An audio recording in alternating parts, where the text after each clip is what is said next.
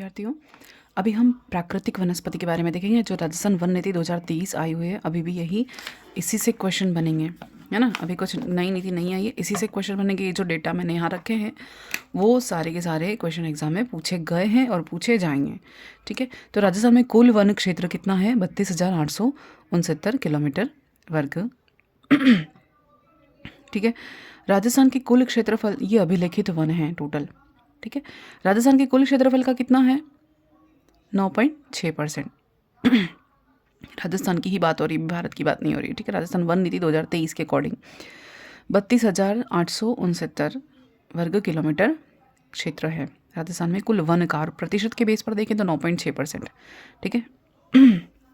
राजस्थान में 3 प्रकार के वन पाए जाते हैं। कौन कौन से? संरक्षित वन, आरक्षित वन और अवर्गीकृत वन। संरक्षित वन कितने हैं? 56.55%, इसे याद रखना है, 56.55 संरक्षित, ठीक है। आरक्षित वन कितने हैं? 37.05। अवर्गीकृत वन कितने हैं? 6.40। ये याद रखना है, रट लेना है, जो भी करना है, ठीक है। राजस्थान में सर्वाधिक वन जो है वो कितने, कौन से हैं? संरक्षित सबसे ज़्यादा है ना, 56.55% सबसे ज़्यादा है, प्रोटेक्टेड कहते हैं इनको। राजस्थान में संरक्षित वन कितने हैं? 56.55 हैं और इनका क्षेत्र कितना है? 18,588 वर्ग। अगर इसमें पूछा जाए ना आंकड़ों में, तो ये भी आप लिख सकते हो। राजस्थान में आरक्षित वन कितने हैं? 37%, याद रखना है, 0.05 अगर न भी याद रखे चलेगा। 37 या 37% है। रिजर्व्ड है, रिजर्व्ड कहते हैं इंग्लिश में। और वर्ग किलोमीटर में कितने हो गए? 12,176, ठीक है, 76। अब ये उसके बाद है वर्ग किलोमीटर, है ना। और अवर्गीकृत वन कितने हैं? ये वाले 6.40 है ना, वो ऑलमोस्ट 6%। सबसे कम अवर्गीकृत वनों का है। तो प्रतिशत में तो ये हो गया। वर्ग किलोमीटर में देखें तो 2,105 वर्ग किलोमीटर कौन है? अवर्गीकृत वन है। अब देखते हैं भारत वन रिपोर्ट के अकॉर्डिंग क्या देखना है। भारत वन रिपोर्ट के अकॉर्डिंग 2021 मामले में राजस्थान में वन आवरण की बात हो रही है। कुल भौगोलिक क्षेत्रफल का कितना प्रतिशत है? भारत वन रिपोर्ट के अकॉर्डिंग 2021 में जो रिपोर्ट आई थी उसके अकॉर्डिंग राजस्थान में जो कुल वन आवरण वाला एरिया है ना, वो कितना प्रतिशत है ये पूछा है। तो कितना है? 4.87%, ठीक है, 4.87%।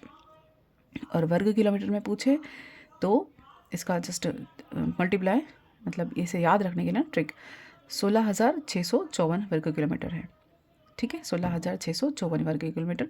किसका? भारत वन रिपोर्ट के अकॉर्डिंग 2021 मामले में राजस्थान में कुल वन आवरण है जो है ना, उसका कुल भौगोलिक क्षेत्रफल का प्रतिशत 4.87% है। फिर भारत वन रिपोर्टिंग के अनुसार 2021 मामले में राजस्थान में कुल वृक्षावरण है ना, वृक्ष आवरण, वन आवरण अलग है, वृक्षावरण अलग है। वृक्षावरण कुल भौगोलिक क्षेत्रफल का कितना है राजस्थान में? भारत के अकॉर्डिंग, भारत की रिपोर्ट के अकॉर्डिंग राजस्थान में पूछ रहे हैं ना, तो कितना है? 2.56%, 2.56%। और अगर इसका आधा ही देख लेते हैं लगभग, है ना, इसका लगभग इसका आधा याद रखने के लिए हम रख सकते हैं 16 का आधा 8, 4 का आधा 2, ठीक है। तो ये कितना है? 8,733 वर्ग किलोमीटर वृक्ष आवरण है, आधा है, वन आवरण ज़्यादा है, इसे याद रखेंगे। फिर है कुल वन आवरण और वृक्ष आवरण दोनों मिला के अगर प्रतिशत पूछा जाए तो कितना होगा? 7.42। अगर अभी जो हमने डेटा निकाला ना, वो डेटा को हम अगर कुल उन दोनों को कंक्लूड करके या उसको प्लस करके पूछे तो 4.87 प्लस 2.56 कितना हो गया? 7.42। कुल वन आवरण और वृक्षावरण का एरिया पूछें तो ये इतना हो जाएगा लगभग प्रतिशत में, है ना। अब देखते हैं राजस्थान में प्रति व्यक्ति वन आवरण और वृक्ष आवरण जो है वो कितना है? 0.037 हेक्टेयर। राजस्थान में प्रति व्यक्ति वन आवरण वृक्षावरण जो है वो कितना है? प्रति व्यक्ति पूछ रहे हैं ना, एक व्यक्ति पर वन आवरण वृक्षावरण पूछे तो 0.03 हेक्टेयर है, ठीक है। राजस्थान में नई वन नीति लागू कब हुई? 2023 में। कब हुई? 2023 में। और किसको रिप्लेस करके हुई? 2010 की नीति को रिप्लेस करके 2023। इतना लंबा गैप है देखो, तो अभी और नई वन नीति आने में और टाइम लगेगा। राजस्थान वन नीति 2023 के अनुसार अभी तो जनगणना ही बाकी है, जनगणना ही नहीं हुई है। आई थिंक फर्स्ट ग्रेड की सिलेबस से तो शायद ये जनगणना वाला टॉपिक ही हटा दिया है। राजस्थान वन नीति 2023 के अनुसार राजस्थान के कितने प्रतिशत पर भाग पर वन आवरण वाला एरिया है? तो कितना है? 20%, 20%, याद रखना है। क्या पूछ रहे हैं? पहला तो हो गया राजस्थान में नई वन नीति लागू कब हुई, 2023 में हुई।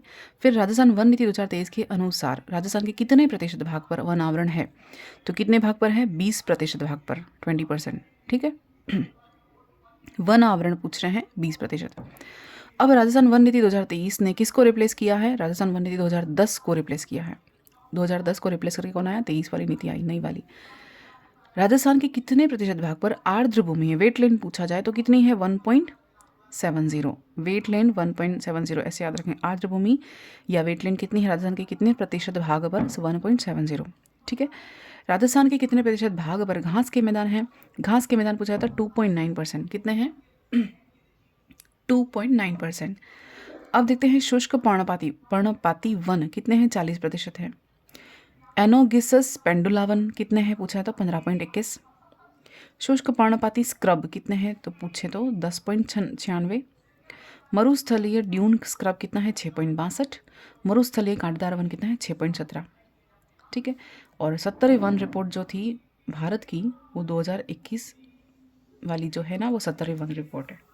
ठीक है, भारत वन रिपोर्ट कौन सी थी, 2021 में आई थी वो और वो कौन से नंबर की थी, 70वीं वन रिपोर्ट थी। ठीक है, इस अकॉर्डिंग जो आंकड़े हैं ना वो अब देखते हैं। सर्वाधिक वन आवरण वाले जिले कौन कौन से हैं, वन आवरण वृक्षावरण वाले जिले। क्या पूछ रहा है, कंबाइंड फॉर्म में पूछ रहा है। सर्वाधिक वन आवरण और वृक्षावरण वाले जिले उदयपुर, बारां, करौली। अगर पूछे कि सर्वाधिक वन आवरण वृक्षावरण वाले जिले कौन कौन से हैं, फर्स्ट नंबर पे उदयपुर, सेकंड पे बारां और थर्ड पे करौली।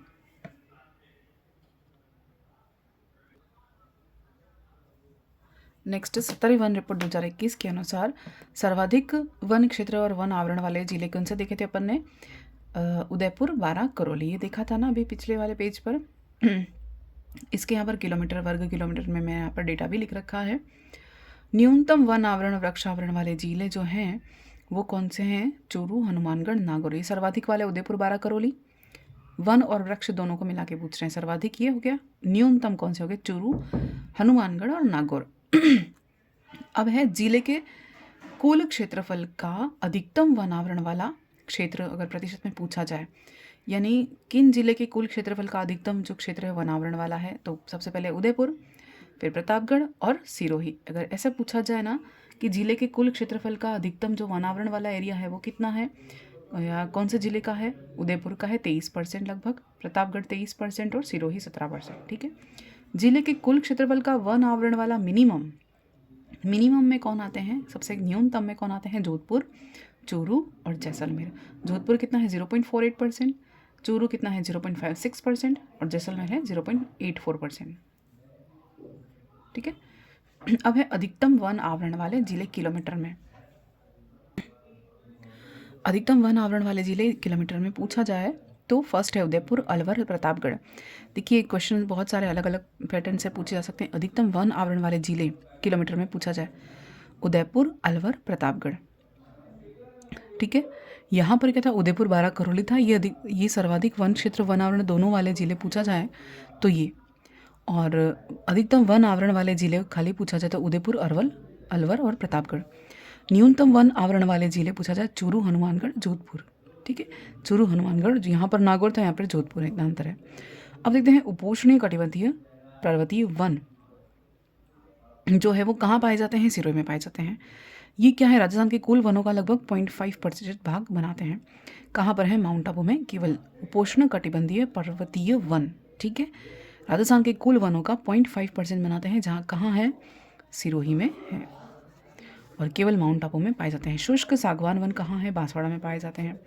अधिक वर्षा वाले क्षेत्रों में पाए जाते हैं। इसके अलावा झालावाड़, बारां, उदयपुर और चित्तौड़ में भी पाए जाते हैं क्या, शुष्क सागवान वन। अब है पलाश के वन। इन अलग अलग वन हैं, यहाँ से प्रश्न आए हुए हैं तो देख लेते हैं कहाँ कहाँ पाए जाते हैं। पलाश के वन पाली, अलवर, अजमेर, सिरोही, चित्तौड़गढ़, उदयपुर, राजसमंद। ठीक है, खैर के वन कहाँ कहाँ होते हैं, खैर के वन झालावाड़, कोटा, सवाई माधोपुर, बारां, चित्तौड़।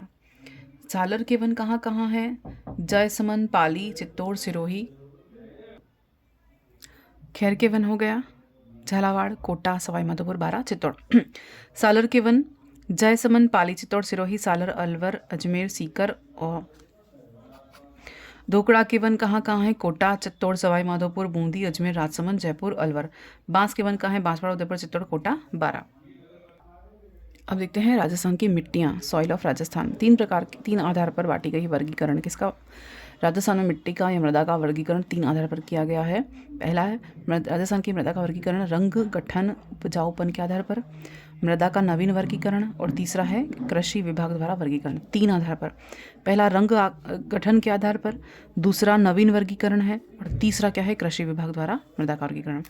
पहला देखते हैं गठन और उपजाऊपन के आधार पर, रंग, गठन, उपजाऊपन के आधार पर। इसमें मरुस्थली मिट्टी आती है। मरुस्थली मिट्टी कहाँ पाई जाएगी? पश्चिमी राजस्थान में पाई जाएगी। कहाँ कहाँ होगी? जैसलमेर, बाड़मेर, बीकानेर, जोधपुर, चूरू, झुंझुनू, नागौर, सभी सारे एरिया कौन से हैं? पश्चिमी राजस्थान वाले एरिया हैं। अब इस मिट्टी का निर्माण अधिकतर तापांतरण और भौतिक अपक्षय के कारण होता है। ठीक है, मिट्टी का निर्माण इसी कारण होता है, सबको पता है। सॉइल इरोजन या सॉइल का फॉर्मेशन है ना, चट्टानों के अपक्षय के कारण होता है ये सब। इसको वेदरिंग ऑफ रॉक्स, जो हम छोटी क्लास में पढ़ चुके हैं सोशल साइंस में, है ना, वेदरिंग ऑफ रॉक्स। उपजाऊपन कम होता है इनका, लवणता अधिक होती है, जल धारण क्षमता कम होती है। यह मिट्टी पवनों द्वारा स्थानांतरित होती है। ठीक है, अब है लाल पीली मिट्टी। पहला देख लिया मरुस्थलीय मिट्टी, है ना।